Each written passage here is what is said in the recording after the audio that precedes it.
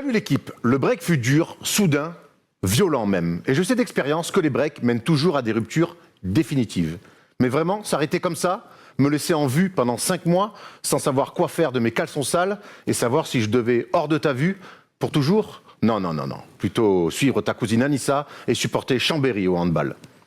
Mais heureusement, tu sais toujours trouver des solutions. Tu es revenu, moins maquillée, sans artifice, mais toujours aussi belle dans ton plus simple appareil. Et en plus, il n'y a plus tes copines reloues qui ne veulent jamais gagner un match et se qualifier pour les playoffs. Non, tout est parfait. On est là, juste entre nous, sans chichi. Je me demande juste ce que sont venus faire les Kings ici. Je ne te cache pas que j'ai bien essayé d'aller voir ailleurs, mais le foot version cathédrale, c'est un petit peu comme regarder H sans Jamel, Eric et Ramsey, ça ne sert à rien. Non, notre histoire a finalement repris là où elle s'était arrêtée. Et dis-moi pas que c'est pas vrai qu'on va avoir une fin de saison incroyable.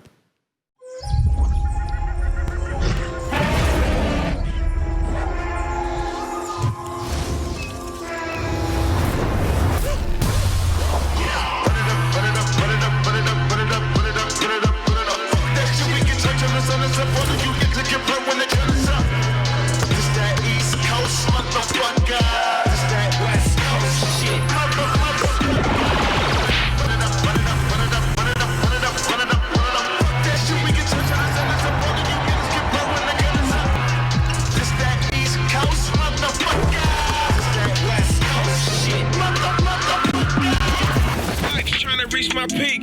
Bring a diamond around me. It's like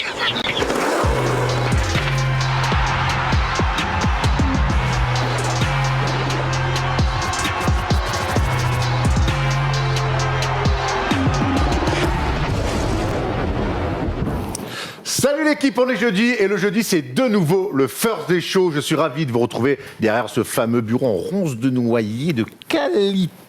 Avec, à ma gauche, comme d'habitude, sur son canapé, bien peinard lui aussi. Thomas, comment ça va? Ça va super, écoute, je suis ravi. C'est vrai que ça fait longtemps qu'on n'a pas fait un petit First Day Show.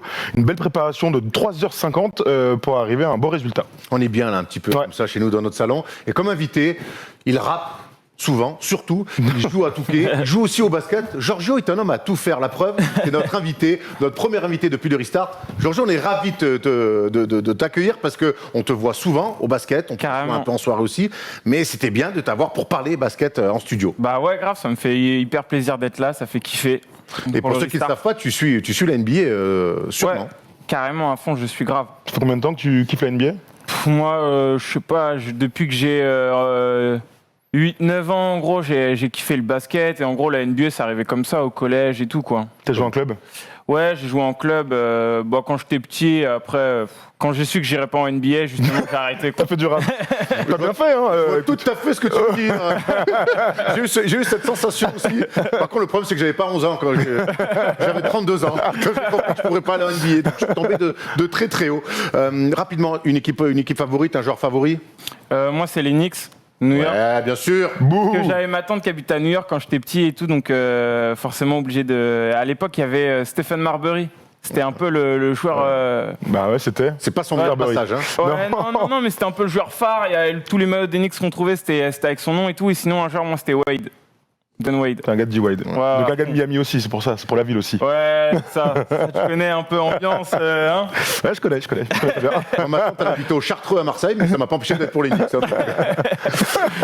Les gars, au programme aujourd'hui, donc les news comme d'habitude, et pas que des bonnes, les paris en sport, un focus sur l'homme en feu du moment, TJ Warren, et un gros débat, parce que c'est déjà la grosse question du moment de cette bulle, c'est la gestion autour de Zion Williamson. 3 matchs pour l'ancien numéro 1 de draft, et 3 gestions, il y avait 2 gestions déjà assez différentes. On ira voir, se demander à quoi jouent les Pelicans et comment peut-on bien gérer ce cas très spécial qu'est Zion Williamson. Et on finira évidemment, les gars, vous en avez l'habitude, par le quiz. Ce soir, Thomas, on se retrouve déjà en live sur Twitch. Ouais, absolument. Ce soir, 21h30, on se retrouve, regardez-moi ça, boum, plein pot, sur Twitch. La semaine dernière, jeudi dernier, pour la reprise de la NBA, on était avec Jiraya, avec Nico Batum. On s'était régalé pendant toute la nuit avec des affiches très sympas. Et bien, rebelote ce jeudi soir, à partir de 21h30, un bon Bucks Hit. Alors, sachant que le Heat est une équipe compliquée à jouer pour les Bucks. Ah, ils m'ont régalé là, leur dernier Absolument. match. Je me suis régalé. Absolument. Donc 21h30, Contre match à Boston. 22h. Ouais. Et le deuxième match qu'on suivra, ce sera Dallas-Los Angeles Clippers à minuit et demi. Donc Luka contre Paul George et Kawhi. Ça va être très cool avec Stephen. On est très très chaud. Des petits quiz, de l'analyse, de la régalade. Ça se passe sur Twitch. Twitch First Team 101. Vous en avez l'habitude. N'hésitez pas à vous abonner, à follower. Bon, ça se dit pas du tout, mais à nous suivre sur la chaîne. L'essentiel, c'est qu'on te comprenne, Mino. Voilà, comme on dit, Exactement. sur le vieux port. Voilà. J'avais beaucoup envie de faire à Marseille sur cette première. Qu'est-ce que tu veux que je te dise Vous voyez sur le plan large que la déco a un petit peu changé. Ouais. Et on a des magnifiques posters. Thomas, dis-nous en plus, Tout à c'est notre fait. nouveau Regarde. partenaire Display. Tout à fait, regarde, Happening, est-ce que ça marche? Ouais, c'est bon, je peux me mettre debout. Alors, Display, chers amis, nos nouveaux amis nous envoient des designs comme ça qu'on fait imprimer, regardez. Sur les trucs en fer, comme ça fonctionne super bien. Tout à l'heure, je me suis amusé à assembler celui-ci, ça m'a pris exactement 2 minutes. Le concept est simple, il y a plus de 800 000 designs sur la plateforme. Ça va du basket pour nous, c'est évident, mais des sneakers, des affiches de films. Erwan s'est fait faire un bon Joker, le dernier Joker, le film, qu'il pourra mettre dans sa chambre ou dans ses toilettes, à voir comme Dans ça mon t'arrange. salon, Comme dans ton salon. Il y a plein de choses. Lorsqu'on achète un display, eh bien, on plante un arbre. Donc autant profiter pour avoir une petite patte verte dans cette affaire. On vous propose un lien dans la description avec 20% off sur si vous en achetez un ou deux et 30% si vous en achetez 3 ou plus. Donc toutes les semaines, tous les jeudis, on en aura des différents. Et puis comme ça, on pourra continuer à découvrir ce petit truc qui honnêtement nous fait kiffer. Ouais, tout il y a vraiment simplement. un choix incroyable, Ouais. évidemment en sport et basket, mais même sur les films, sur Tout la à fait. musique, il y a plein de choses. Et là, on avait rigolé parce qu'il y en a un sur le dunk de Vince Carter, Ouais. sur Fred Weiss. Bon, celui-là, on l'a pas commandé. Hein. Non, c'est sûr, c'est Mais sûr. bon, oui. Mais si vous aimez, si vous êtes un geek, vous aimez les comics, je regarde encore les mangas, les animaux, sport forcément, les voyages, enfin bref, il y a beaucoup de choses. On vous a mis aussi sur notre profil Display toutes nos petites inspi, celles qu'on a pris, donc vous pouvez les acheter si ça vous dit, et puis plein d'autres encore, on en mettra au fur et à mesure chaque semaine, parce que ça nous régale. Voilà.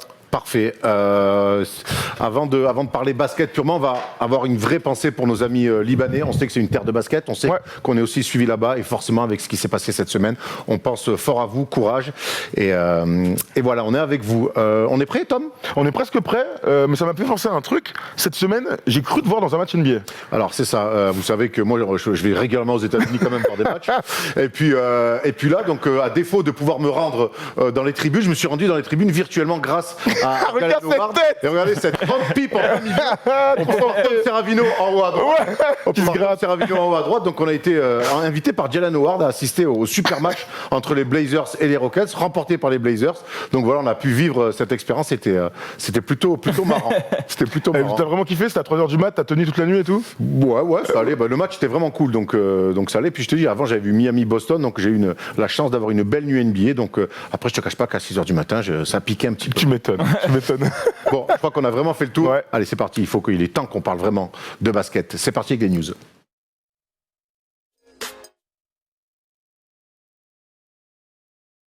On commence avec pas la meilleure des nouvelles, les meilleures des nouvelles. Malheureusement, ils sont deux blessés à déjà avoir quitté la bulle. On va commencer dans la chronologie des choses avec Tom, la blessure de Jonathan Isaac. Georges, tu nous en parlais en arrivant et tu nous as dit que c'était t'avais troué ça sale. Bah tes ouais, propos. c'est sale, surtout que ça fait longtemps qu'il n'avait pas joué, blessé presque toute la saison. Il revient, il y a eu 8 matchs à faire, tu te pètes comme ça, c'est fini, ça fait mal au cœur pour lui. C'est clair, c'est vrai que ouais. c'est l'idée du crève-cœur en fait de ce mec-là. Ouais, c'est ça. Hein. On sent le potentiel, on comprend bien qu'Orlando va miser sur lui sur les saisons futures. L'année dernière déjà on se souvient de son gros passage en début de saison où on parlait de lui comme le meilleur défenseur de l'équipe, très gros contreur, capable de défendre sur les extérieurs au vu de son physique. Ouais, Mais enchaîner les blessures comme ça, là on parle de déchirure du ménisque quand même, on parle de blessures qui est très contraignantes où tu peux avoir du mal à revenir. Il faut évidemment pas le condamner, les mecs sont très jeunes, donc dans 2 ans si l'All-Star, il faudra pas faire les étonner, mais c'est clairement un coup d'arrêt et en termes d'expérience t'as raison, t'as 8 matchs, des playoffs à jouer derrière. Bah c'est ça, c'est qu'ils sont carrément jouables, éligibles pour la sûr. 8e place. Dur, gros coup dur. Ça leur fait un vrai trou. Et puis c'est pas la première fois, on se souvient de cette entorse aussi catastrophique face aux Wizards il y a quelques temps de ça. Donc un petit peu sujet à des blessures et des blessures graves. Notre ami Jonathan Isaac, courage. En tout cas pour revenir. Il y a un petit truc sur lui aussi, parce que beaucoup de médias français ont récupéré l'info. C'est vraiment un clin d'œil. J'ai même pas envie de sanctionner nos amis de la presse généraliste, mais c'est vrai que la communauté basket sur Twitter s'est un peu émue du fait que beaucoup du fait que dans les titres, en fait, dans la presse généraliste, on est retenu d'abord ça, le fait que ce soit le premier joueur qui ne mette pas genou à terre et qui dans le même match se pète. Il y avait des titres un peu putaclic, simplement. Il y a eu des parallèles maladroits, des raccourcis, et des raccourcis de gens qui ne suivent pas la NBA ou très mal en tout cas. Donc voilà, on a l'habitude, mais c'était juste à souligner, quoi. Soulignons-le, mais voilà, il n'y a pas besoin de perdre et de faire des procès d'intention à des gens qui ne sont pas du milieu. Voilà, maladroits, pas professionnels si vous voulez. Il n'y a pas besoin d'en faire tout un pataquès à vouloir réclamer des noms ou quoi que ce soit. La chasse aux sorcières. Parce qu'on a vu des choses sur Internet, sur Twitter. Je me suis demandé ce qu'avait pu faire ce gars-là.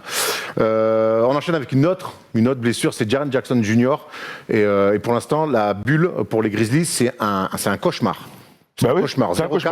0-4 avec une première défaite en prolongation, une nouvelle défaite sur un Money Time face aux Spurs, et puis derrière Jaren Jackson qui se blesse aussi sur un quatrième match. C'est très dur. Eux qui ont pensé s'assurer au moins un play-in se mettent en danger très vite. Absolument, ça va très vite. Il n'y a que 8 matchs à jouer.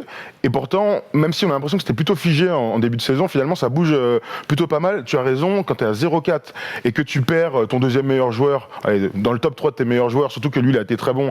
Regardez les stats depuis qu'il est arrivé dans la bulle. Gros rebondeur, toujours. JJJ.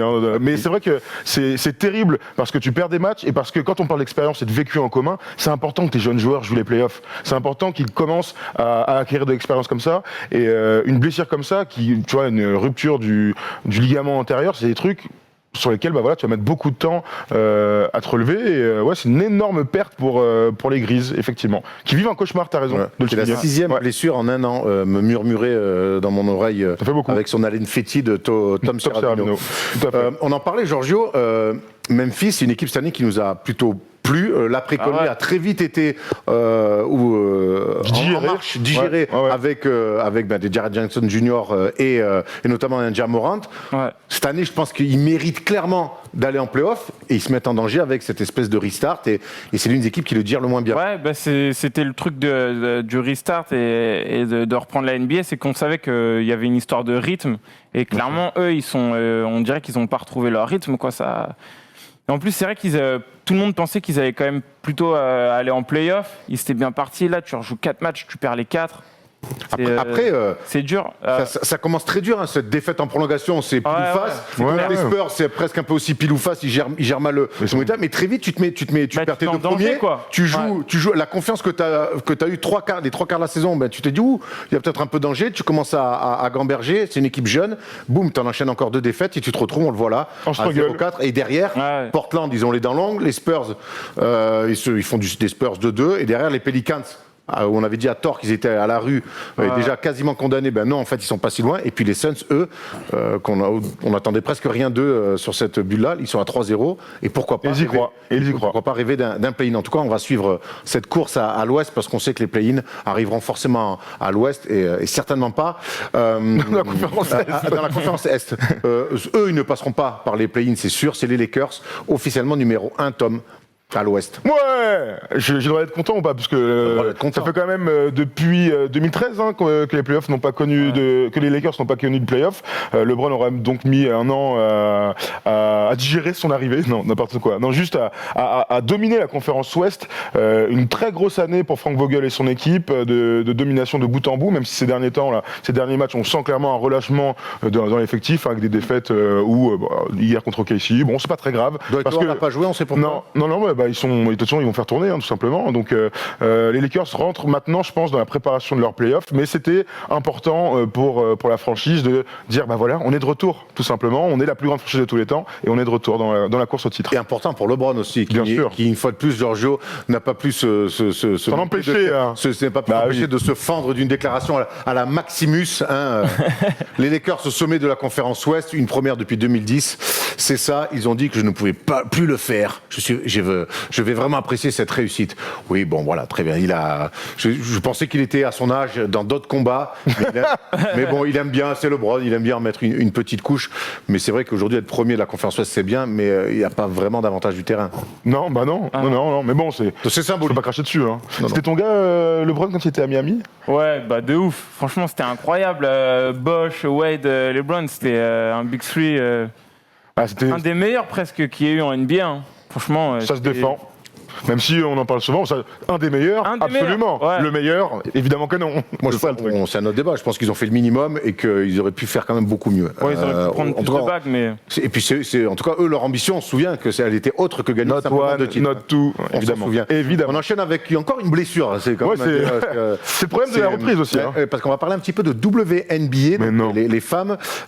Sabrina Ionescu, ancienne numéro 1 de draft, la dernière numéro 1 de draft, s'est fait une vilaine entorse et saison out aussi pour elle. On voulait le souligner. Ouais, alors évidemment, on parle très peu de WNBA, c'est dommage, hein, quelque part, on peut nous le reprocher.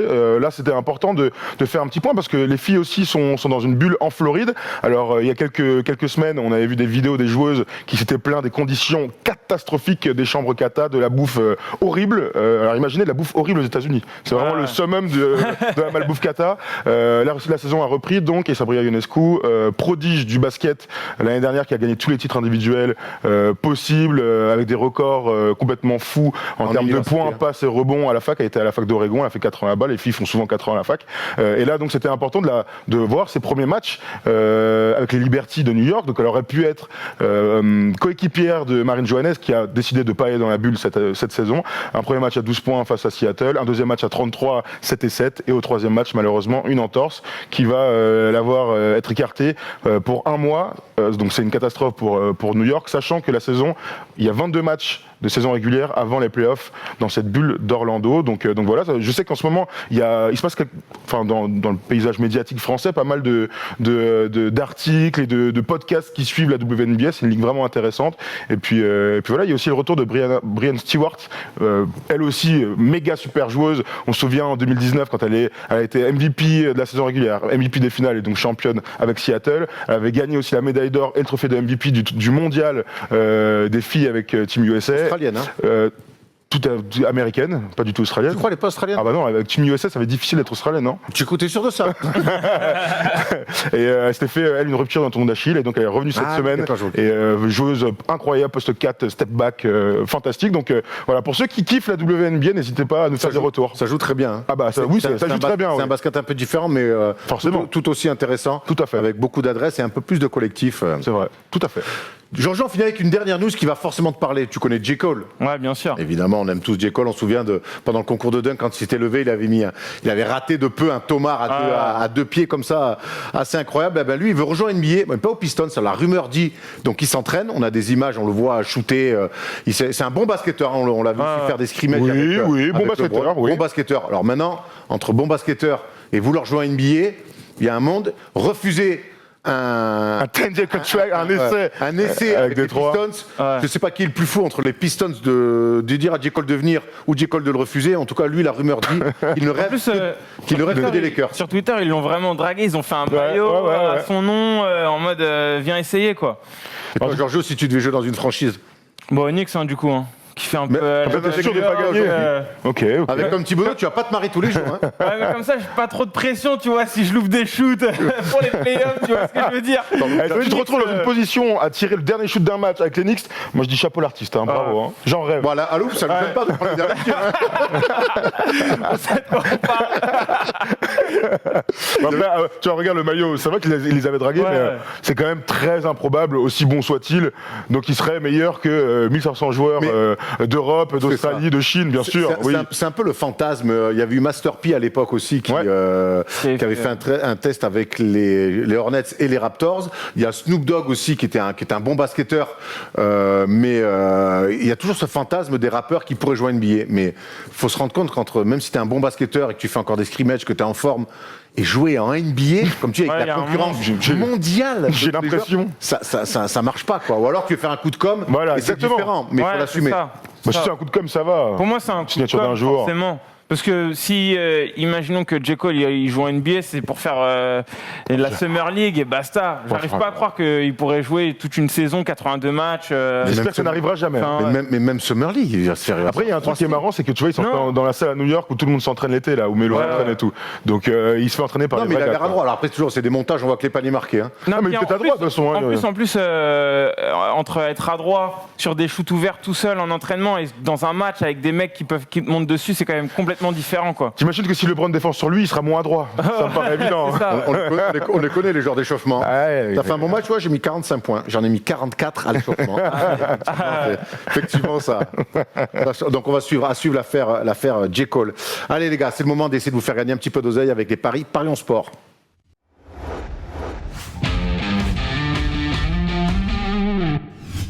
Ah, ça m'a manqué la gratte de wax là-dessus. Là. Ouais, super. Comme d'habitude, un pari Thomas, un pari Erwan. On commence avec toi, Tom. Ouais, on a repris très fort avec des super codes qui sont passés en début de semaine, tous les lundis d'ailleurs, à 18h sur Twitch. Encore une fois, on adore Twitch. On se fait une demi-heure de pronos sur les matchs de lundi, mardi. On essaie de donner nos bons petits combis. On avait été très bons d'ailleurs lundi soir, on était très contents. Et le retour donc dans le First Day Show, des petits paris sportifs. Alors voici mon combi, j'ai fait sur 3 matchs, une petite cote à 3,12, regardez-moi ça. J'ai mis les Pelicans, on va en parler dans le débat, les Pelicans face aux Kings, les Kings qui ne font pas kiffer. Petite banderie d'Erwan dans l'édito. Toujours. Devin Booker. Mes amis fans des Kings, qu'est-ce qui me régale? Ouais.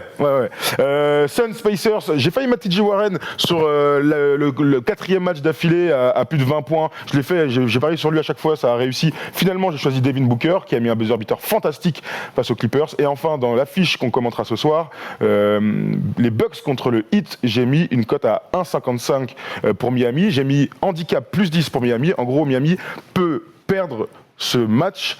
Non, les Bucks, pardon, peuvent perdre ce match de 10 points ou gagner et ça m'arrange. Bon, donc voilà, 3-12, un petit combi de ces 3 matchs. Très bien. Ouais, c'est bien. Moi, je crois que ma cote, elle est le double de la tienne. Bah oui, parce que t'es complètement fou. Je suis pas complètement fou. Je vais miser sur les équipes qui sont dans l'urgence.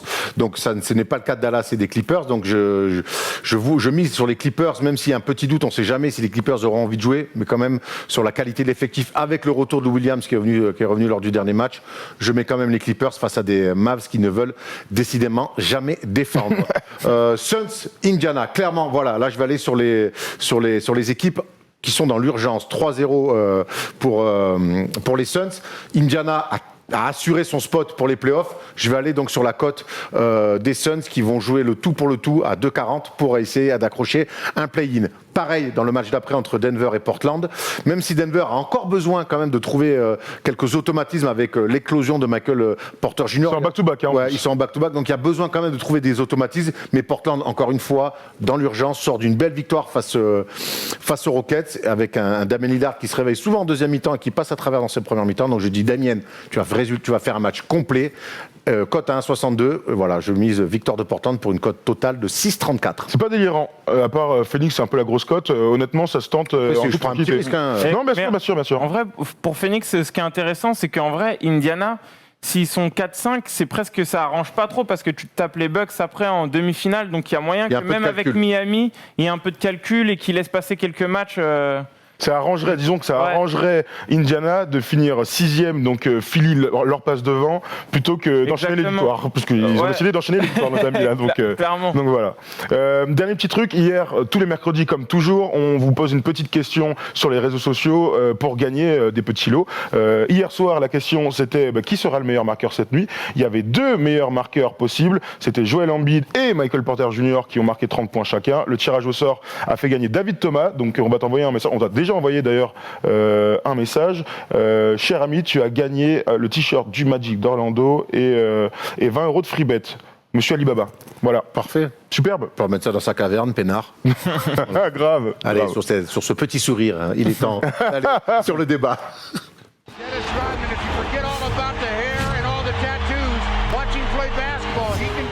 Il n'était pas encore drafté qu'on parlait déjà de sa future gestion, et depuis qu'il est drafté, on ne parle que de sa gestion, et depuis que la bulle a commencé, il n'y a même plus de mots pour expliquer comment faire et à quoi jouent les Pelicans avec la gestion de leur nouvelle star, Zion Williamson. On a eu envie de se poser cette question dans ce débat, Thomas et Giorgio, parce que on a vu que ça a été le premier match dans la bulle face au Jazz. On savait que la NBA avait tout fait dans la manière de calculer pour que les Pelicans et donc Zion soient dans la bulle. Et quand on a vu le premier match, voire les 2 premiers matchs, et la gestion de Zion, on n'a pas compris ce qui se passait. Ouais.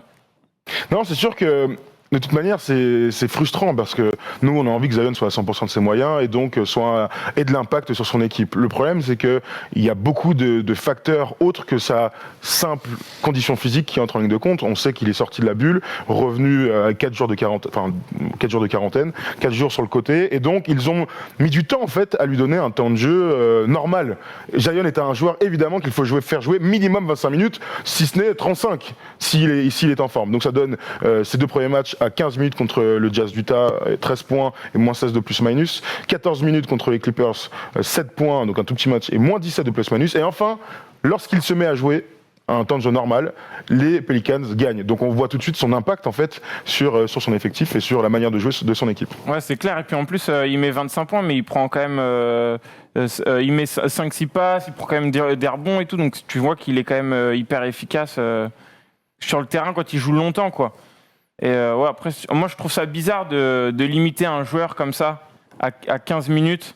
Ça fait un peu penser dans The Last Dance quand on voit Jordan comme ça qu'on bloque aussi. Et, Ah oui, quand il revient sa toute première blessure. Ouais, carrément, ouais. Qu'on lui oblige à être limité. Ce qui nous a choqué avec Tom et Steph, on en parlait aussi lundi, c'est que c'était quasiment chronométré, mais à la seconde près. C'est que peu importe ce qui se passait dans le match, Ouais, et notamment, je pense que ça leur coûte peut-être la victoire face au Jazz lors du premier match. Très certainement. Parce que le match face aux Clippers est une boucherie sans eau où ils ont baissé la tête dès le premier quart-temps. Mais face au Jazz, il est plutôt bien. Et peu importe ce qui se passe, que ça se passe bien, qu'ils aient le momentum ou pas, bam, chrono terminé, tu sors. Et ça, c'est pour lui, pour le coach, pour son équipe, c'est un enfer. Ouais, c'est bizarre. Imagine Giorgio, t'es en concert, t'arrives, hop, il y a eu la première partie, t'es chaud, salut à tout le monde, vous êtes là, ouais, le public bouillant, et tac, tu fais un interlude, boum, tu te casses, et il y a un mec qui vient rapper à ta place. on te dit de revenir 3 quarts d'heure après pour faire un son. C'est l'enfer. Ah, c'est l'enfer. Ouais, c'est clair. Si c'est Booba, c'est lourd. Le problème, c'est que derrière, c'est pas. J'aimerais trop qu'elle m'aime. Oh, ta gueule. Vas-y, bon, bref. Non, c'est sûr que c'est évidemment que c'est frustrant. C'est pour ça qu'on fait ce débat-là. C'est que nous, on a envie qu'il donne la pleine mesure de son talent parce qu'il a un talent fantastique. On adore décrypter son jeu, sa manière d'évoluer par rapport aux autres, son passing game, pourquoi pas sa défense et ainsi de suite. Le truc, c'est que les Pelicans sont dans un processus du long terme. Est-ce que vraiment on va en vouloir aux Pelicans, quand tu prends un peu de recul, de ne prendre aucun risque avec Zion Williamson? Mais ok, j'entends. Non mais moi je suis propriétaire des Pelicans, je veux dire, si tu ne joues pas, ça m'arrange même. J'entends. C'est là où je suis pas complètement d'accord avec toi. Moi, j'entends la com de David Griffin qui est très attention, le GM. Ouais. Maintenant, quand j'entends Zion après les matchs dire ouais, je suis très frustré, ouais, c'est très dur pour moi, je commence à transpirer, j'ai 2-3 sensas, on me sort. Moi, j'ai pas l'impression qu'il soit blessé, il n'est pas à 100%, surtout parce qu'il manque de rythme. Et un mec comme ça, pour qu'il trouve du rythme, il n'y a pas 46 solutions. Genre, faut qu'il joue. Faut qu'il joue. En fait, il y a un truc qui est un peu bizarre, c'est j'ai l'impression qu'ils ont un peu le cul entre deux chaises. Faut qu'il soit là pour ce qu'il peut apporter sur le terrain, et le fait qu'en même temps, ils aient pas envie qu'il se blesse, et en même temps, il faut qu'il soit là aussi pour la fame, parce que quand il est là, les gens regardent. C'est pour ça que la NBA a fait en sorte qu'il puisse être là, et moi le premier, je me rappelle que le premier match où il revient, forcément que j'ai regardé, en plus le moment où il prend le coup de chaud, il met les 3 points, etc. Tout le monde regardait, et du coup je pense qu'ils savent, même eux dans leur gestion, ils savent pas vraiment ce qu'ils veulent faire, on a l'impression, quoi. Ouais, ils sont à tatillon, mais ils sont sur le jour. De toute façon, dans tout ce qu'on fait dans la vie, si t'es l'entre-deux, c'est toujours catastrophique. Ouais, mais du coup, j'ai l'impression, en tout cas sur les 2 premiers matchs, j'ai l'impression que tu flingues l'équipe de l'intérieur. Tu flingues l'équipe de l'intérieur. Alors, on va pas enlever certaines prestations individuelles dramatiques. On pense notamment à Lonzo Ball ou même d'Eric Favors, qui n'a pas été très bon. Ouais, pas bon. Mais de toute façon, les Pels, de manière générale, n'ont pas été très bons sur leurs 2 premiers matchs. Mais on a l'impression que c'est directement lié à cette gestion-là, parce que même eux savent pas où ils vont. Ouais, c'est ça. C'est-à-dire que de toute façon, vu que le match, le scénario du match ne dicte en rien les changements, donc coach, joueurs sont eux-mêmes un peu perdus. Mais on peut regretter effectivement que sur le premier match contre le Jazz, effectivement, il a joué 15 minutes, il reste 3 minutes. vu comment il était fort et efficace, malgré son plus-minus, remets-le sur la fin, il joue ses 3 minutes, tu montes à 18. Je pense pas que ça change absolument toute la face du monde. En tout cas, ça peut changer le résultat final. Donc, moi, si j'avais été coach, je pense que j'aurais pris ce risque-là. Après, le truc, c'est que, au bout d'un moment, c'est bien d'avoir une politique dans toute une franchise, j'ai envie de dire dans toute la chaîne de décision. Si le propriétaire, le GM et le coach sont d'accord pour dire l'important, c'est que Zion soit à 100% l'année prochaine, en 2020-2021, donc la saison prochaine, eh bien, je pense qu'ils doivent se donner les moyens pour que ça se passe comme ça. Et c'est ce qu'ils font. Ils veulent pas griller le gars. Je comprends l'objectif des playoffs, peut-être là pour Orlando, c'est vraiment l'objectif. Mais l'objectif, c'est que Zion soit MVP dans 5 ans. Donc il faut aujourd'hui tenter de le préserver un maximum. Et c'est ce qu'ils font. Ah mais du coup, pourquoi ils jouent, tu vois ? Parce que vaut mieux qu'ils jouent 15-15, 25-25, plutôt qu'ils ne jouent pas du tout. 25, c'est autre chose. Là, il joue 25, alors. D'accord. Ouais. Mais il joue 25 maintenant. Non, mais vraiment, c'était vraiment un match de reprise. J'allais y arriver, mais avant qu'on aille sur ce troisième match, où quelque part, je pense qu'il y a eu un changement. Alors, je ne sais pas si c'est un changement sportif, parce qu'il faut qu'il gagne s'ils veulent accrocher le play-in, ou c'est juste, on lui a donné 15 minutes, maintenant on peut lui donner 25. En tout cas, ce qui est sûr, c'est que s'il ne peut pas jouer à 100%, qu'il fasse comme Denver a fait avec Porter Junior la première saison. Tu joues pas, comme Griffin a fait, tu joues pas, comme mais on parle de mecs qu'on les croisés. Ouais, mais comme Simmons et Embiid ont fait. C'est-à-dire que les mecs, pendant un an, ils ont pas joué, ils sont revenus et ils ont pu jouer. Ouais, mais c'est pas les mêmes blessures. Je comprends, mais tu vois, tu te fais les croisés, tu peux pas jouer. Blake Griffin, il pouvait pas jouer. La question se pose pas. S'il y a une gestion, les Joel Embiid et tout ça, encore que Joel Embiid avec ses histoires de pied, il pouvait pas jouer non plus. Quand c'est clair, bah oui, t'as raison. Le truc, c'est que là, aujourd'hui, et dès le début de la saison, quand il revient, souviens-toi, Zion, 19 matchs, il disait, il y a risque, ils ont arrêté. Oui, mais d'accord, mais c'est pas du tout la même manière. C'est-à-dire que Joel Embiid a commencé la saison, au milieu, ils ont dit, tu peux plus jouer, il a arrêté. Zion, au début de la saison dernière, il aurait dû jouer. Il se pète, on dit, il va revenir en décembre. Finalement, on repousse jusqu'en mars, jusqu'en février. Donc du coup, il repousse, il devait jouer. Parce que ses blessures, en fait, il le protège. Il n'a pas un truc qui ne peut pas l'empêcher d'être sur le parquet. Donc il faut qu'il joue. Donc il faut le préserver. Donc il faut limiter son temps de jeu. Il n'a pas un truc qui l'empêche d'être sur le parquet. Il a quoi alors exactement ? Ça, c'est une bonne question. Parce que moi, j'ai pas l'impression que, je te dis, j'ai l'impression qu'il manque de rythme, mais quand je vois sa cheville, quand il marche sur la cheville, je sais plus qui, contre les Clippers, ça fait peur, mais il se relève, il joue. Ouais. Donc au final, est-ce qu'à force aussi de lui mettre dans la tête que, attention, fais gaffe, non, c'est comme tu sais, les mères castratrices, quand elles disent, fais pas ci, fais pas ça, non, ils arrivent à 20 ans, les mecs, c'est des victimes, tu vois ce que je veux dire ? Non, mais ce que je veux dire, c'est qu'à force de lui mettre la tête comme ça, de lui dire, attention, tu vas te faire mal, pas trop, est-ce que c'est pas aussi contraire à ce qu'on veut faire ? Mais si on lui disait, va à fond, ce serait mieux. Genre, vas-y, va à fond à 100%, je suis pas sûr. C'est tout à l'affaire du dosage. Après, il n'y a que l'avenir qui nous donnera raison. De jouer, même quand il a 15 minutes, il rentre dans le tas. Toujours. Là, par contre, quand il joue, c'est quand même hyper physique, etc. Donc, je pense que lui, il y va à fond dans sa manière de jouer. Celui, il a envie de jouer. Ça c'est clair. Lui, il a la dalle. Mais je crois vraiment que les 2 matchs de 15 minutes, il est rentré, donc il a eu les 4 jours où il ne pouvait rien faire. Et il n'y avait plus de match de préparation entre quand il est revenu et qu'il pouvait jouer et le premier match de saison, donc contre le Jazz. Donc j'ai vraiment l'impression que les 2 matchs de 15 minutes, c'était comme si ça avait été des matchs ça n'en est pas, mais des matchs de reprise. On sait très bien que la forme de match et je peux jouer, elle n'a rien à voir. T'es jamais à 100%, le jour où tu reviens. T'entraîner, c'est jamais la forme de match. Au-delà des 15 minutes, c'est pas très grave en fait finalement quand on y pense les 15 minutes, c'est la manière des 15 minutes moi qui m'a interpellé. T'aurais préféré qu'il fasse 2 fois 7 minutes Non, j'aurais préféré qu'en fait que le scénario du match puisse dicter un petit peu plus les choses. Évidemment. Et là, j'ai l'impression que c'était quoi qu'il se passe, il y avait eu une dernière possession et qu'il était à 20 points par match en 14 minutes, non, c'est pas grave. S'il était à 50 points, quand il arrive, il aurait juste 15 minutes. C'est ça qui m'a un petit peu perturbé. C'est frustrant. Sachant qu'ils perdent donc ce match face au Jazz, qui les met un peu en danger parce que derrière face aux Clippers, ils explosent et qui se retrouvent à 0-2 et que tu dis mais en fait on est venu dans la bulle, pourquoi faire ? Très tôt tu te retrouves à ça. Heureusement ils rebondissent avec cette victoire face au Memphis qui est un concurrent direct face au Memphis Grizzlies. Merci. Et qu'est-ce qui s'est passé alors ? Il est juste prêt à jouer ou lui, le fait qu'il ait aussi dit dans la presse, ça me frustre, ça m'énerve, ça m'agace parce que quand il joue 25 minutes, il dit j'ai l'impression de revivre. Moi j'ai l'impression que Zion est un joueur très atypique, mais il y a un truc qui est clair, c'est qu'il est très efficace.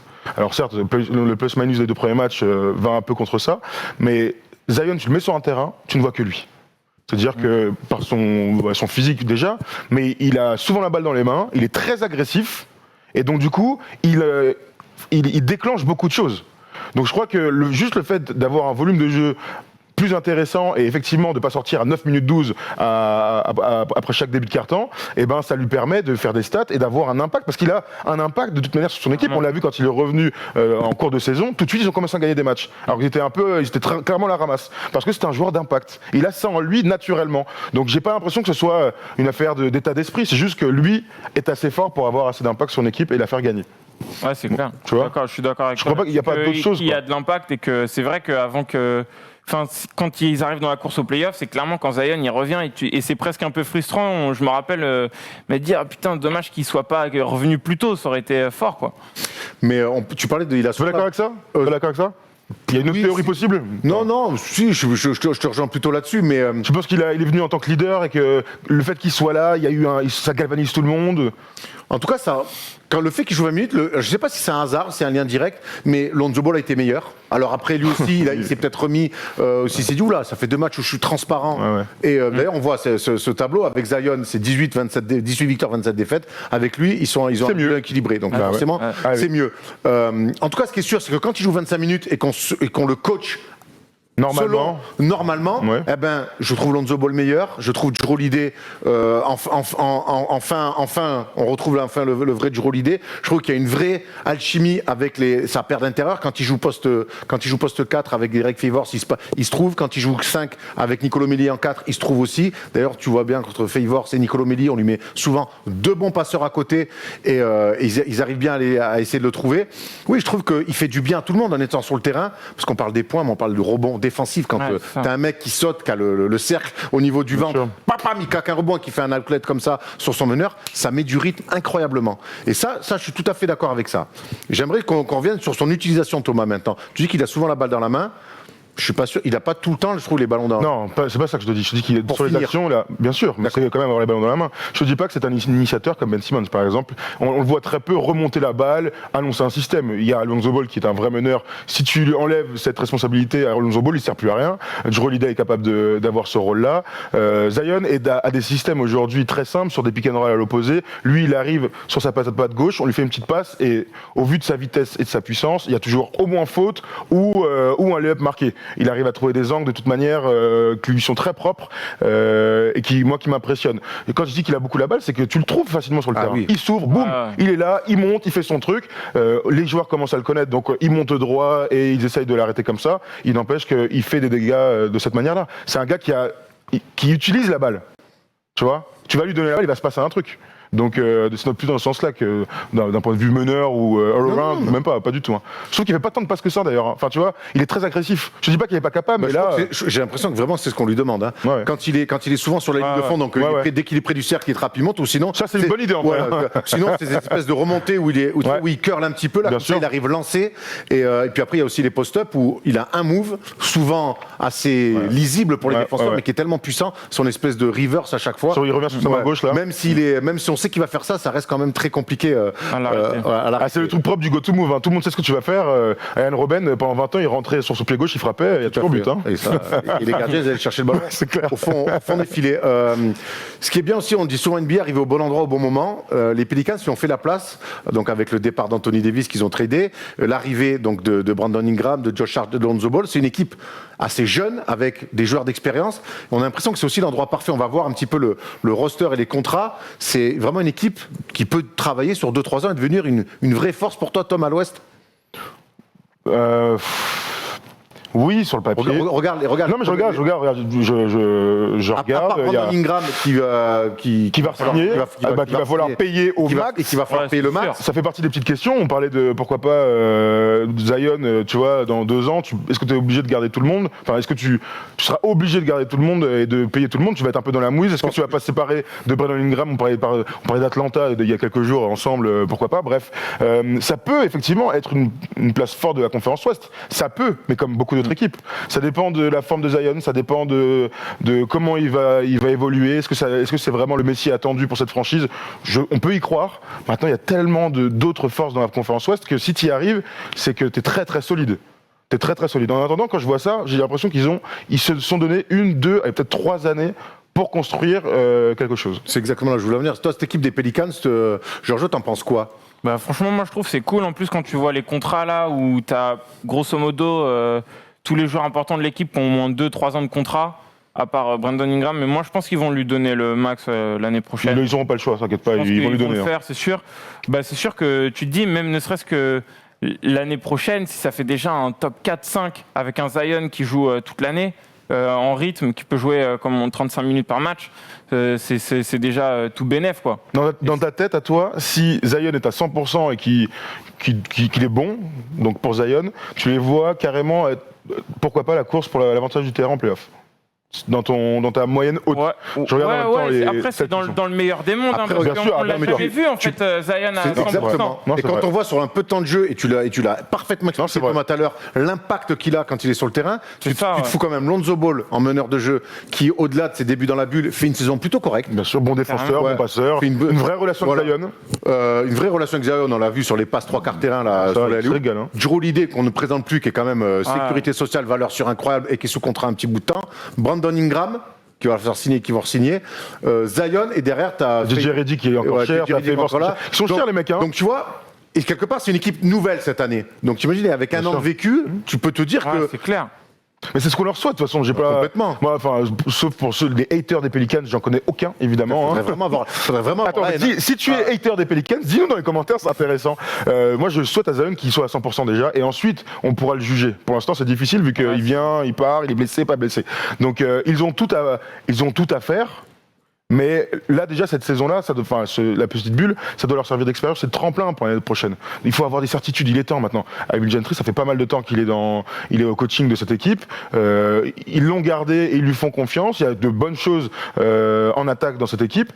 Maintenant, il va falloir que ça matche et que ça clique et qu'ils gagnent des matchs. Ouais, puis C'est ce qu'on attend de ces équipes-là, de toute Même manière. sur le banc, t'as des bons joueurs. Moi, j'aime bien. Bon, après, il te ramène pas en play-off à lui tout seul, mais JJ Redick, moi, je trouve que c'est un bon Il a C'est un shooter. vrai gars. Alors, il te ramène pas playoff aller tout seul. De sa mais en tout vie. cas, il n'a jamais raté les playoffs de sa vie. Lycée, Ah ouais, NCAA, et, incroyable. avec Duke et en NBA. Donc Incroyable. c'est son gros truc, ouais, il faut mais, qu'il se qualifie. Mais du coup, des mecs comme ça qui savent shooter, qui sortent du banc et tout, c'est. Expérience Avec et profil, la jeunesse et profil tout, très c'est atypique hyper bien, quoi. qui fait toujours du bien aux équipes. Ouais, Voilà. c'est clair, ouais. Ça c'est clair. On parlait de cette course au play-in pour accrocher la 9e place en ayant 5 matchs ou moins d'écart avec le 8e. Justement, on va faire un petit point sur cette course infernale, Ouais. et voir comment les Pelicans sont là. On va voir aussi après les calendriers. Donc voilà, 1-2, mais ils ont un calendrier, je crois, pas trop mal. Et on voit que tout reste à jouer encore. Il leur reste 5 matchs à jouer. Va pas falloir traîner. On va voir. On va enchaîner avec. Attends, avec ce qui est les très calendriers. important là, dans ce qu'on est en train de dire dans le classement, c'est que entre Memphis, donc 8e, et donc dans une période cata avec les 4 défaites de suite, il n'y a que 2 matchs entre eux et les Suns. 2 matchs. Il leur reste Donc, tout le entre monde- 4 et 5 matchs à Tout jouer. le monde, Tout est possible. Ouais. sauf les Kings qui sont, Entre le 8e et le 12e, et Voilà. pas les autres Et là, nazes des Kings. Tous ceux qu'on voit là, ils sont tous éligibles à éventuellement. Ah, bien un prix. sûr. Donc ça va être archi intéressant de voir. Est-ce qu'on avait le programme de toutes ces équipes? Il me semble que Tom tout à l'heure dans le filage me l'avait montré. Il va pas tarder à voir. Je t'en Je me prie. demande d'ailleurs s'ils jouent pas 2 fois les Kings. Bah regarde justement, New Orleans. les Pelicans jouent contre les Kings ce soir à 19h30. Ah, Bah, et voilà. super, Ah, bravo. Alors on va regarder les Pelicans deux fois les deuxième Kings. match. Ouais, c'est ça, deux fois les Kings, Deux voilà. fois les Kings et Washington. Et Je Washington. pense que Washington, si on les Ouais, prend 3-3, ils ont abandonné, Washington hein, en ouais. 3-3, on peut les prendre tous les trois. Là. J'avoue. Et les Spurs, donc ils ne jouent aucun gros. D'ailleurs, on pourrait aussi se dire que jouer un gros en ce moment c'est très bien parce qu'il y en a pas mal qui lâchent des matchs. Bah, mais ouais. tu peux nous le remettre s'il te plaît en plein pot parce que sinon c'est très difficile à lire, mon cher Polo. Regardons vite fait Memphis, donc Thunder, Raptors, Les Celtics, Bucks. Bon courage les frérots. Suns, hein. pas cadeau. Ouais, après, c'est ça l'avantage de Memphis, c'est si c'est des gros qui lâchent des Exactement. matchs, quoi. Mais sur le papier c'est cata. Hein. Thunder, ça lâche pas grand-chose. Toronto, ça lâche pas grand-chose. Boston, je crois, Ça ça lâche lâche pas pas grand-chose. grand-chose. Non. Et peut-être le dernier match Ouais, Milwaukee, parce que- mais ça reste quand même Milwaukee. Voilà. ouais. Parce que Giannis, je crois, sur son dernier match, il joue 15 minutes, Que la un truc mi-temps. comme ça. Donc, Que après la mi-temps. Il m'a niqué c'est ça, un- tu vois. alors, C'est incroyable. bizarre cette gestion de Yanis. Maniqué un combi, lui et Middleton. Mais bon, c'est un autre débat. Portland aussi, je regarde un peu. En vrai, là, c'est difficile de. On peut faire des pronos, mais c'est vraiment pronos à la sensation. Ah. Qui sera 8, qui sera 9. Après, clairement, les Pels, ils ont le meilleur calendrier de fin de saison. Après l'expérience, Ouais, En termes de, enfin, en tout cas, les équipes Ouais. plus faciles à jouer, quoi. après la plus expérimentée me paraît quand même Portland. Oui. Attends, surtout pas enterrer les Spurs. Regarde, moi, ce que je Je pense vois. que le Spurs Pelicans, il va valoir. il va valoir cher. ouais, tu Ah m'étonnes. ouais, c'est Moi, je dirais plus expérimenté les Blazers. Celle qui m'a fait la meilleure impression, les Suns. pour l'instant. Et les grosses cotes, c'est les Spurs qui vont aller chercher, comme d'habitude, une place en playoff. C'est un peu le truc comme ça. Et Memphis, s'ils gagnent pas leur 5e match, ben, on est tous capables de dire que ils y sont pas. Hein. Limite, ils vont être 10e. Ça serait quand même une terrible injustice. Terrible. Mais bon, c'est vrai. Dites-nous, vous, dans les commentaires, comment vous voyez cette course au play-in dans la conférence Ouest. En tout cas, ça va être passionnant à suivre. Allez, il est temps de passer au focus et on va parler d'un mec en feu, littéralement. They do have a timeout. Decide not to use it. Curry, way downtown. Bang! Ouais, il est en feu, il enflamme la bulle avec quasiment 40 points par match. Certains débiles même le comparent à Michael Jordan sur Twitter. Qui encore ? Il y a vraiment des gens. Basketix. Il y a vraiment des gens quand même qui ne se privent de rien pour faire des comparaisons un peu osées. Voilà, ce certain Erwan Aboutré, je sais pas comment. Et ça se dit expert basket. TJ Warren, c'est Michael Jordan dans la bulle en fait. Ok, merci pour les analyses. N'hésite pas. On va t'inviter sur le plateau la prochaine fois, bouffon. Voilà. On voulait faire quand on a préparé ce conducteur pour l'émission, on s'est dit. Focus sur TJ Warren. C'est un joueur qu'on connaît, on sait qu'il est dans le circuit, on sait que c'est un bon scoreur, mais de là à faire les cartons qu'il fait avec victoire au bout à chaque fois, est-ce qu'on peut dire, les gars, qu'on est surpris ? Clairement. Bah oui, clairement. bien sûr. Ouais. Moi, je connaissais pas bien le joueur parce que avant, il jouait aux Suns. Ouais, tout à fait. Clairement pas l'équipe que je suis le plus. Et j'ai vu que c'est un mec qui tournait 18-19 points de moyenne, donc c'est un mec qui score quand même. Mais là, il trouve ses shoots et puis ça rentre quoi. Moi, ce qui me surprend, c'est au-dessus. moi, je suis d'accord avec toi. Je suis surpris en fait parce que là, on parle quand même de stats. Si c'est KD en haut, avec le nom, on n'est pas surpris. Même si c'est KD, on dirait qu'il est très fort. Même si c'est Jordan. Hein. Ce qui est dingue dans ces cartons, c'est les pourcentages. Ils sont hallucinants. Quand il met sur 53, de toute façon, dès qu'il y a un mec qui met 53, tu fais ah ouais, comment il a fait ? Si c'est Corey Brewer, c'est que les contre-attaques. Si c'est TJ Warren, il y a plein de trucs à raconter. 9-3 points quoi. Il met 9-3 points, il est à 20 sur 29, il désosse Philadelphie, donc c'est important. Derrière, on en a parlé entre nous, on se disait, il va pas confirmer. Tu connais le gros match d'après, il va faire un vieux match au pourcentage. Il met 34. Il n'appartient pas. Il met 34. Il n'appartient pas à cette case de joueurs. Exactement. Derrière, tu dis bon, troisième match, il mettra peut-être 20 points parce que 17 au max. 32. Il te met 32 à 4 sur 5 au tir, 13 sur 17 au tir au global. Il est impressionnant. Il est dans la forme de sa vie. On aime bien dire ça parfois, mais 3 matchs de cette volée-là, il est le leader de l'équipe, pourtant il y a Oladipo qui est à côté, il fait kiffer. Alors, simplement. TJ Warren qui est passé par la fac de North Carolina State. Pas la bonne donc. Qui a fait juste 2 saisons en université. Moi, ce qui m'impressionne chez lui, c'est la sélection de tirs et les armes offensives qu'il a. Absolument. C'est-à-dire qu'il est capable de jouer sans la balle. On a vu beaucoup de systèmes où on le trouve ligne de fond, où il se fait oublier, il marque, souvent avec la faute d'ailleurs. Et il est capable aussi de créer son tir à mi-distance par le dribble. Il est bon d'écran. Il est bon en post-up. Il est très bon en sortie d'écran, en catch and shoot. Il a vraiment une panoplie très large pour un physique quand même avantageux de 2,03 m. Donc c'est un peu ces postes 3, mais qu'on décale aussi sur un poste 4 pour être très au large. Et dans un collectif très bien huilé que celui des Pacers.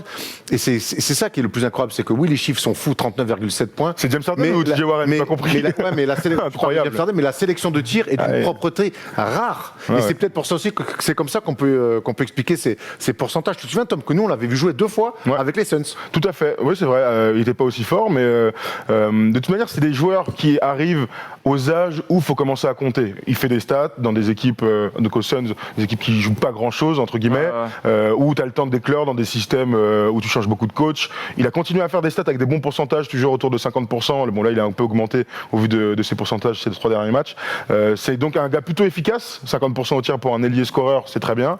Mais là, il est dans un âge où, tu sais, tu peux avoir ta chance.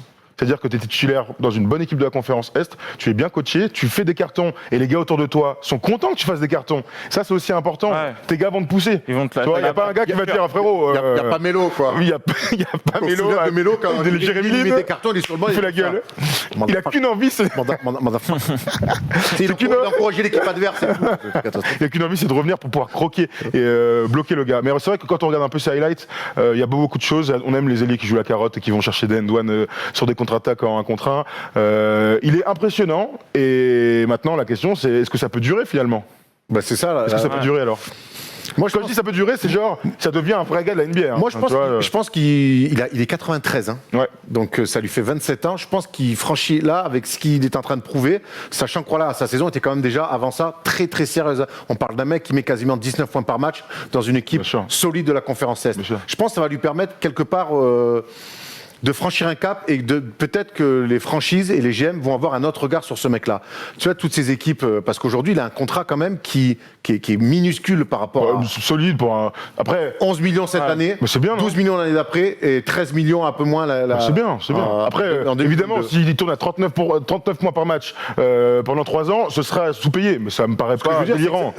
Il pourrait se muer, on va pas s'enflammer évidemment, aller sur un go-to-guy, tout ça et tout, je pense pas qu'il en ait les épaules. Par contre, il peut se muer dans un lieutenant de très haut niveau. Ça peut être un lieutenant d'un futur grand, je pense. Tu dis quoi, toi? Est-ce que ça peut vraiment devenir un... Évidemment, il va pas tourner à 60% au tir. Non, bien sûr. Après, là, c'est effectivement, là, il est en confiance de ouf. Déjà, on va voir comment il termine dans la bulle. Et après, ouais, je pense que s'il reste à Indiana, il est quand même bien entouré. S'il a la confiance, comme on dit, des coéquipiers, des coachs qui lui donnent une autre gestion de temps de jeu, faut voir ce que ça donne. Après, c'est difficile sur 3 matchs de se dire. Bah oui. Faut aller plus loin que 3 matchs. C'est quand même. C'est pas, il passe pas de 6 points par match. C'est pas Devonte Graham, tu vois, cette année à Hornets, tu vois, qu'on a découvert. On savait que ce mec-là à Phoenix, ça marchait pas bien, mais c'est un mec qui mettait tout le temps des points, même quand il est pas bon. C'est son style. Et puis surtout, il a ce truc-là, il est propre. Il est propre, c'est-à-dire que quand il n'est pas dans des bons soirs par moment, alors il va certainement prendre des tirs parce que c'est aussi ses qualités. S'il prend pas de tir, il sert un peu moins à quelque chose. Mais c'est un mec qui est propre. Et moi, c'est en ça qu'il peut attirer l'attention de dire, à côté d'un mec qui va avoir la balle, qui va créer, tu mets un mec un peu plus propre qui aura toujours ses excellents pourcentages. Ces pourcentages en carrière, quand on préparait ce Focus Tom, on disait waouh. À part 2 saisons à 3 points au début où il est à 20%, finalement depuis l'année dernière, il est à 40% au tir à 3 points. Effectivement, c'est très haut. Moi, j'ai du mal en fait à... C'est pas la première fois qu'on voit un mec sur une semaine être fantastique. Tu vois, là, il peut être jour de la semaine, et d'ailleurs j'espère qu'il le sera. C'est pas la première fois qu'on voit ça. Durer dans le temps, c'est, sans parler d'être à 25 points par match, mais de sortir des gros matchs en play-off, de reprendre le leadership. Après, il y a Oladipo à côté, donc à voir qui doit signer l'été prochain, à voir comment ça se goupille, parce qu'Oladipo est une star. Est-ce qu'à un moment donné, il n'y a pas... Est-ce que c'est une méga star, Oladipo? Non. C'est quand même un mec qui était dans le 5 du All-Star Game l'année dernière. Donc c'est une star. Pas médiatiquement incroyable, mais c'est un gars qui vaut 30 millions la saison, il n'y a pas de problème. TJ Warren est un solide titulaire de NBA. Est-ce qu'il peut être un peu plus? Pourquoi pas une deuxième option? C'est son plafond.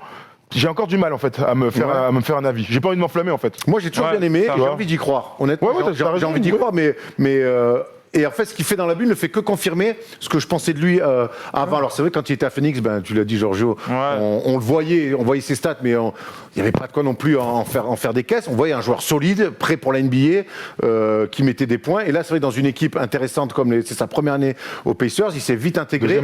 Et puis je te dis, c'est un mec avant la bulle qui mettait quand même quasiment 19 points par match. Moi, je pense que c'est un jour, s'il se retrouve à côté d'une méga star pour être numéro 2 ou numéro 3, mais c'est ces mecs-là aussi qu'on ira chercher, tu vois, parce que on sent, puis c'est un mec qui est impassible, pas d'émotion. C'est toujours aussi rassurant, tu vois. Je me souviens de son énorme embrouille avec Jimmy Butler. Mais, on espère d'ailleurs revoir en playoff. C'est ça. Mais au-delà de ça, c'est un mec, tu le sens. D'ailleurs, la preuve, le fait qu'il mette 53, derrière qu'il mette 34, qu'il remette 32, ça prouve que le mec, il est pas rentré dans sa chambre, il a fait... Tu vois, il est rentré, tu vois, et hop, il a continué à faire son taf. Donc il a aussi quelque part une stabilité émotionnelle qui, moi, me pousse à dire que ce mec-là, on va le revoir dans des grandes batailles de playoffs et qui mouillera pas son slip comme d'autres peuvent le faire en playoff des fois. Tant d'autres l'ont fait. En tout cas, ce qui est bien, c'est que dans la bulle, il y a plein de mecs qui éclosent. Alors, vraiment en un mot, Michael Porter Jr. est en ce moment en train d'exploser l'écran. Régalade. Deux matchs, il a fait un match à 37 hier soir, 30 et 15, un truc comme ça. On sait que c'est un grand talent, mais qu'est-ce que ça fait kiffer de voir les joueurs super forts à 100%. On parle de Zion tout à l'heure, mais on a envie que les mecs plein de talent soient à 100%. Il nous régale. Il est fantastique. Donc il y a lui, Michael Porter Jr. à un niveau fantastique, et il y a Timothée Luwawu-Cabarrot qui lui aussi nous a régalé hier ou avant-hier avec un match à plus de 25 points. Donc on est content de voir le petit Frenchie qui taffe. Ce qui est bien pour Timothée, c'est qu'il marque des points pour l'année prochaine. Et on sait que l'année prochaine, les Nets seront une équipe pour jouer le titre, ni plus ni moins, et qu'il faudra des soldats. Et on sait que Timothée, qui montre qu'il peut mettre des points en plus de bien défendre et d'être un soldat. C'est parfait pour l'année prochaine. Tout à fait. Comme quoi, défendre sur KD, comme il nous avait confié, Ouais. défendre sur KD, l'entraînement est graillé, eh ben, ça paye un match. On est en tout cas ravis pour l'Antibois. Tout à fait. On rappelle qu'il a été formé là-bas. On a fait le tour sur le focus. C'est le moment de faire le premier quiz du Restart et j'espère évidemment le gagner, même si ça va être compliqué avec Giorgio et Thomas. It's Lillard. He got the shot. Salut les gars, ça fait longtemps. Salut les gars, point. Ça fait longtemps, point. Point. C'est aujourd'hui le quiz, point. Du morse. Foot, je sors d'une école de journalisme. Fais ou pas Non. On la refait pas. Non, on la refait pas. Continue. On la refait pas. Je sors d'une école de journalisme, on Ouais, va pas parler pas comme ça. d'orthophonie apparemment. Ouais. Non, d'orthophonie. C'est les garçons et les filles par contre. Hein. Et vous savez que j'ai fait de l'orthophonie de 9 à 10 ans. Elle m'a Eh ben, dit que ça ça- allait après. On a fait que des quies en fait. C'était pas mal. Les gars, j'ai préparé un quiz. Alors, Giorgio, je vais pas te piéger, je vais pas faire des fac ou quoi. Mais je vais faire un quiz basket rap. Oh. Et oui, j'ai réussi à rentrer le rap dans le basket. Wow. Le premier jeu, ça va être des phrases que je vais dire, des phrases de rappeurs, où ils ont mis un joueur NBA dedans, mais je vais pas le dire. Et vous allez devoir trouver qui c'est. Ah ouais, Ok, c'est chaud. Première, c'est Benache. Alors, je suis en roquette sous la raquette, je leur casse les reins comme James Harden. bravo. Ouais. Ouais, putain. Ensuite, Diziz. Si je faisais la taille de mon ego d'MC, je ferais la taille de. Kobe Bryant. Michael Jordan. Non, Non, un gros. Shaquille O'Neal. Shaquille O'Neal. Ah ouais. Allez. Ensuite, le hip-hop, c'est mon pote, et celui de tous ceux qui ont arrêté le basket depuis que est à la retraite. Jordan. Oui, C'est un qui partout. Qui a dit ça T'as pas C'est dit. cyanure. Ok. Ah ouais. Faut pas en boire du cyanure. Oh, En manger, putain. Il faut à petite dose alors. Ensuite, il y a Alpha One qui dit les partages des voyages, c'est l'essence même, donc je reste fidèle à mon équipe et j'emmerde LeBron LeBron James. James. LeBron James. Ah ouais. Ouais, pareil, ouais. Pourquoi il est énervé comme ça contre lui C'est toi qui as écrit les paroles, Thomas. Ouais, c'est clair. Il y a Silicide qui dit vous êtes tous pathétiques, je suis là depuis. Larry Bird. Non. Magic Johnson. Will Chamberlain. Un gars des années 90, un pivot. Depuis Patrick Ewing. Patrick Ewing. Patrick Ewing. Ah. Je suis là depuis Pat Ewing. Alors, il y a Gradure qui a sorti une phrase cata quand même. Quelques embrouilles, quelques disques d'or, barbu comme je James suis Harden. ailier fort. Ouais, comme James Harden, Je suis ouais. ailier fort derrière. Ah ouais, ouais. Pour la rime, on veut bien comprendre. Il y en a une dernière qui est catastrophique. Ah, il y J'hésite à- a des bips. Mais Mets des bips. franchement, c'est Caris. Ah. Évite de retourner ta veste. J'aime pas trop les grands gestes. Par contre, me faire les branches, j'aime. 3 points. LeBron James. Ouais. Elle est tellement lourde. Ah ouais, bravo. Du Caris. Hein. Ah ouais. Il y en a une que je dirais pas. Je vous invite à aller la voir. C'est Booba qui a fait une métaphore avec Mutombo. Bon, je vous laisse imaginer le truc. C'est un peu cata. Ok. Polo, on va partir sur les photos floutées. Pareil, ça va être des rappeurs en maillot de basket. Il va falloir me dire qui c'est. Très bien. Ok, très bien.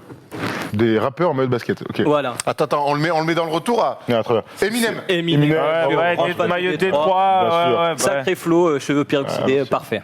Fonso Jordan. Snoop Dogg. Snoop Dogg à gauche. Ah, il y en a un autre Ouais, à droite. Un vrai. Dr. Dre. Dr. Dre. Ouais, bravo. Ouais. The Braves. Superbe. Quoi? C'est pas Dr. Dre apparemment. Ah. Ah bah je me suis trompé. Ice Cube. Alors comment on va faire pour trouver parce que c'est un... Ok. Non. Impossible. Polo, tu sais qui c'est Pourquoi, Ah, vas-y, un indice, Polo.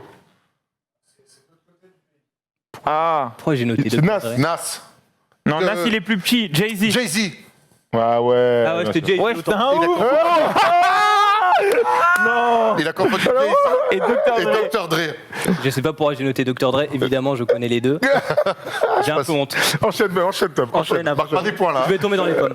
Ça, c'est Kanye West. Kenny West, Ouais, je connais bravo. cette photo. Et avec un gars pas content à côté. C'est le gars de l'accueil ou quoi, ça Ça, c'est Migos. C'est Migos, bien Ouais. sûr. Ah, Giorgio, Atlanta. bravo. Non, c'était les To Be Sweet. Ça, c'est notre gars là, avec qui on s'embrouille là, avec le frère de Tom. Ah ouais, Quavo. Bravo. Oh, c'est qui Master Brian P. Houston. Non, non, non. Non, C'est plus Ça, c'est P. récent. Diddy. c'est pas Ah Diddy. ouais, Pidi. Monsieur Didi. Bravo. Oh, il régale. Ça, c'est dur à trouver. T'as un indice Ouais, c'est de notre côté. Ah, ça Booba C'est Booba. Ouais. Évidemment. Ah ouais. Avec un vrai flow. On dirait un joueur de À basket. l'ancienne. Genre de Ah basket, mais t'as vu ça où toi? Moi j'ai Au fait passer Bordeaux. 20 ans que je joue sur des terrains, j'ai jamais vu ça. Wow. Tupac. Oui. Oui. Ouais, très Bien bien, vu. bravo. Ouais, Eh je me suis oui. pas trompé, c'est bien. Il a l'air sympa comme ça. Biggie. Biggie. Ah, C'est Akhenaton. Ça, c'est J. Cole. C'est pas lui, c'est Ah ouais, pendant le Star Game. Pendant le Star Game. Aïe, aïe, aïe, aïe, aïe. Oh. Un gars de la génération des. Lilbo, non? Non, c'est bon. Ah, bah, Lil c'est Romeo. Ah ouais, Il lui je ressemble, peut-être ça aurait pu. J'espère que c'est C'est quelle génération t'as dit? Ouais. Eminem. Génération Eminem. Génération Eminem. Qui a fait des sons avec lui. Un peu après, heureusement qu'on a un vrai ouais. mec qui a une canal chronologie T'as des un indice, rappeurs. Polo, parce que... Il est pas loin. Non mais mec... Ils ont fait des. Ah, il a des grandes. 50? Mais non, Ah, il est 50. 13. J'ai pas vu les 13. Si, j'ai dit Lilbo en plus. Il a une voix qu'on reconnaît facilement Ah, je sais. quand il rappe. C'est. Lil Wayne. Non, Oui. non. Ah Lil ouais, Wayne. putain, ah non, je pensais pas lui, Ah, mais ouais. bien vu. Ah, gros. jeune Lil Wayne. Bah oui, évidemment. Et dernier rappeur. Tony Parker. Tony Parker. Parker, bah ouais, avec bravo. Bruce Bowen, j'étais en train de me dire. Bah ouais. Hippie, balance-toi toujours. Allez, dernier jeu, évidemment. Premier love. Je vous ai fait un qui suis-je. Allez, vas-y. Il est pas très dur, hein, soyez bons. Je suis né le 11 juillet 1987 et j'ai donc 33 ans. Je rejoins l'université de Iowa State en 2006. Iowa State. Non, Iowa, c'est un I. J'y resterai 2 ans avant de rejoindre la fac de Syracuse. Pour ma dernière année, Mélo. Hakim Warwick. en 2009-2010, Ils ont je fait présente des la fac stats entière. sérieuses. Ah ouais. 16,5 points, 8,5 rebonds et 1,8 blocs. Je suis surtout un shooter adroit, 41,5% à 3 points pour ma saison senior, même si j'avais plus de mal à Iowa State. Ok. Je me présente ainsi à la draft 2010, où je serai sélectionné dans le top 10 Oh, par les Timberwolves qui cherchaient un poste 2-3. Johnny Flynn. Ah non. Pour ma saison rookie, je rentre rapidement dans le 5 et je serai starter sur 63 matchs. What the fuck is this J'en guy? profite Wow. pour faire quelques stats, 9 points et 3 rebonds. Des stats. Wes Johnson. Wes Johnson, bravo. Wow, Ah, il- putain, ah ouais. Ça vient vite. Bâtard qui joue au Pana là. Ah, Et ouais. oui, qui joue au Pana actuellement. Avec 4ème shot. Et qui est C'est passé tellement par les pas à Suns. Syracuse. Non, non. Il est allé chez les Lakers. Ah ouais, on s'en souvient. Hein. Clippers, Énorme c'est potentiel Énorme athlétique et potentiel, ouais. Mais il Toujours. pensait que c'était Kobe. Il fait que les fade away. toujours Super dur. très, très physique incroyable, mais toujours genre très décevant. Bravo Tom. Bravo. De rien, c'était un plaisir. Non mais bravo Thomas pour la victoire. Bravo De à moi. Bravo Thomas. C'est très bien le quiz rap. On va travailler l'addiction, mais promis que tu reviendras la semaine Une prochaine. école de je lance. L'intro 4. T'as pas envie de regarder. Merci Giorgio, c'était Merci. très Bah bon ouais, d'avoir, ça m'a tu nous fait as plaisir, régalé. les gars, c'était cool. Tu sais où c'est maintenant. carrément. En plus des baskets à Loose Factory, tu reviens quand tu veux ici, t'es Avec chez toi. plaisir. Parler de NBA pendant les finales, par exemple, pendant les playoffs. Vas-y, On grave, sera grave. ravis. Ou même se faire un match en live ensemble, Eh ben ça pourrait voilà. être cool. Avec Eh ben plaisir, voilà, on va se très faire bien. ça. Justement, le live ce soir, tu fais bien d'en parler. Nous, on sera en live donc à partir de 21h30. 21h30 pour commenter des matchs avec Stephen Brun. On sera Stephen en plus sortira d'un dîner, il aura peut-être un peu Ouais, plus, ça ouais. sera très drôle, je pense. Donc on sera là jusqu'à à peu près 2h du matin pour la soirée NBA. On se retrouve lundi pour une nouvelle vidéo, jeudi prochain pour le First Day Show. Et oui, on est vraiment de retour, ça sera là toutes les semaines, on reprend le rythme. Et jeudi prochain, il est moyen que ça soit pas moi qui fasse l'édito, parce que je risque de pas être là. Aïe, Et aïe, voilà, aïe, on vous on laisse la cherche une surprise. solution, on cherche Allez, une merci solution. d'être là, laissez des commentaires, donnez des pouces, donnez de la force. Merci encore Yes. de nous suivre. Ciao l'équipe, à bientôt.